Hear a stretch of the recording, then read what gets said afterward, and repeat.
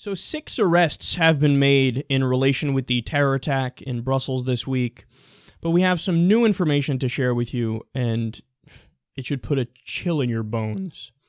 So they say Brussels suicide bombers Khalid and Ibrahim Bakraoui were planning attacks on Belgian nuclear power stations.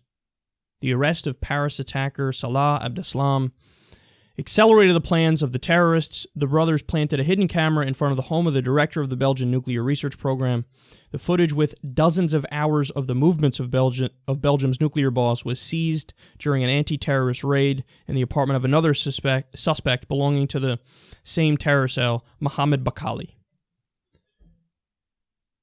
Not only were they planning on doing it, like that's what they were going to do. The only reason that they winded up changing and doing the attack earlier and doing it at a different place was because they were afraid that the authorities were onto them because of what happened with Salah Abdeslam, who got caught. He was one of the people responsible and took part in the Paris attacks. Think about that.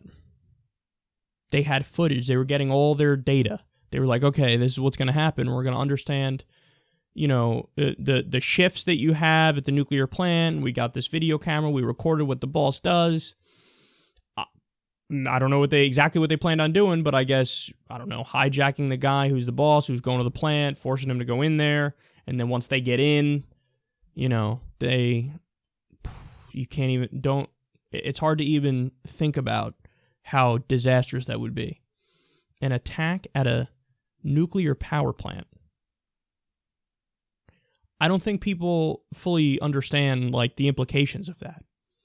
Like we discussed, for example, there was a meltdown at 1 or 2 reactors at Chernobyl, and they say that if the entire plant had a meltdown, and it wasn't just those 2 reactors, that Europe, as we know it, wouldn't be habitable today. Think about that. I remember I saw this on a documentary I don't know, maybe a year ago now. I think we discussed it on one of the Kyle and Corn podcasts. But, that fact is not discussed nearly enough. How amazing is that? Already as a result of it, you can't have people within a certain number of miles of the area. There's a lot of barren area as a result of what already happened. Well, they said if there was a full meltdown, Europe would not be habitable. If there was an attack on a Brussels nuclear power plant, and the point was, I guess, to have a full meltdown, would Europe be habitable? I don't know. I'm not a scientist. I only know the thing from Chernobyl because of the documentary I saw on it. How much of Belgium wouldn't be habitable? Okay. Here's what I need the authorities in Belgium to do. Here's what I need the authorities all around the world to do. I need you to double, I need you to triple, I need you to quadruple security at nuclear power plants. Because that is probably the worst of all conceivable places to attack. I mean, obviously, if you have some sort of compact nuke and you detonate that in the middle of a city, which is probably a harder thing to do technologically, though I don't know. I'm just talking out of my ass here. That's the number one place where you need to have extra security. And there's nothing about that that's you're violating privacy rights. No, we're not. There's no violation of constitutional rights. There's no, that's a right-wing position. No, we're talking about common sense here. We have nuclear fucking power plants. Why would you not have the most up-to-date, extreme, rigid security imaginable? That's one place where I would not fuck around. I would have so much security there, to steal from Donald Trump. I'd have so much security at the nuclear power plants it'll make your head spin. That's what I do, make your head spin. But I'm serious about that.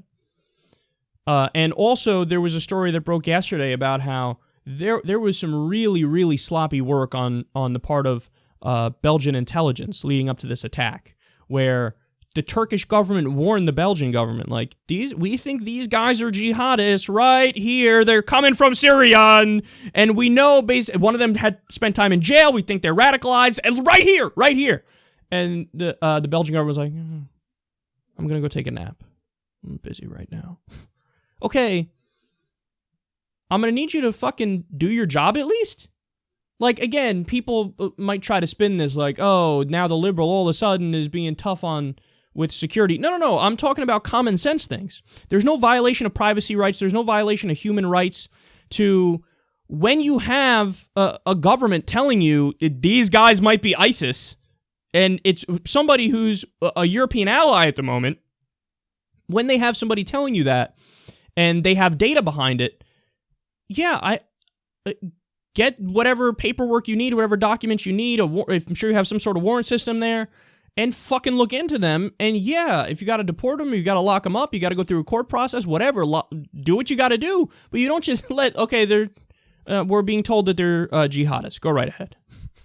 The fuck is that? No. There's no generalizing there. There's no stereotyping. There's no discrimination. That's just common sense. That's just regular security work and police work. So there were many flaws on the part of the Belgian government.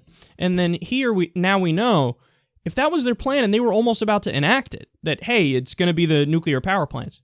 Motherfucker, you better beef up security like nobody's business.